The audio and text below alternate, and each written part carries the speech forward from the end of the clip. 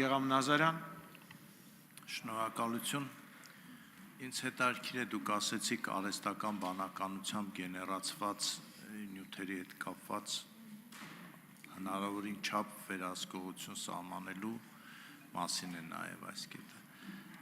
Ուզում եմ պարզաբանեք մարդու համաձայնությամբ, թե անկախ մարդու համաձայնությամբ։ Այսինքն, եթե ինքը համաձայնա, որ իրեն գեներացնեն AB-ով,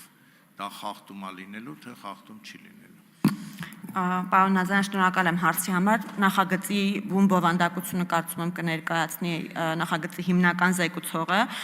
որքանով որ ես եմ տեղյակ նախագծի բովանդակությունից, այն նախատեսում է այն նյութերի, որոնք որ արհեստական բանականությամբ են գեներացվել, մակնշման պահանջ, այսինքն քաղաքացու համար պետք է հասկանալի լինի, տեսանելի լինի, որ այդ նյութը գեներացվել է արհեստական բանականությամբ, բայց տեխնիկական եւ այլ հարցերի վերաբերյալ, բովանդակային հարցերի վերաբերյալ հիմնական զեկուցողը արդեն ավելի մանրամասն կպատասխանի, ես չեմ կարող այս պահին։ Արձագանք։ Արձագանքի ժամանակ էլ հարց տամ, մենք հանձնաժողովում այս հարցը մի քիչ ավելի վաղուց էինք քննարկել, ինչն է պատճառը, որ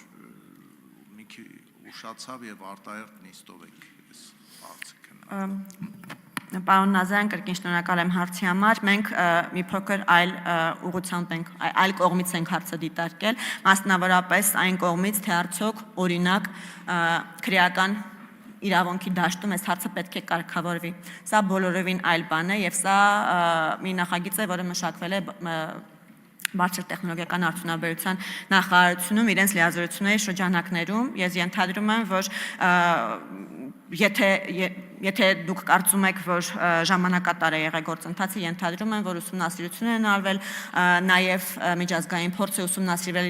եւ այլն, եւ մասնավորապես այս արհեստական բանականության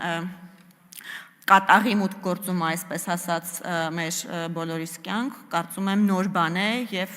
պետք է ավելի մանրամասն ուսումնասիրել, թե ինչպես կարող է դաշտը կարգավորվել եւ ապա նոր կատարել փոփոխություն։ Ես ենթադրում եմ պարզապես եթե սա կարելի է համարել ուշացում, ապա այդ ուշացում պայմանավորված է եղել հենց դրանով, որ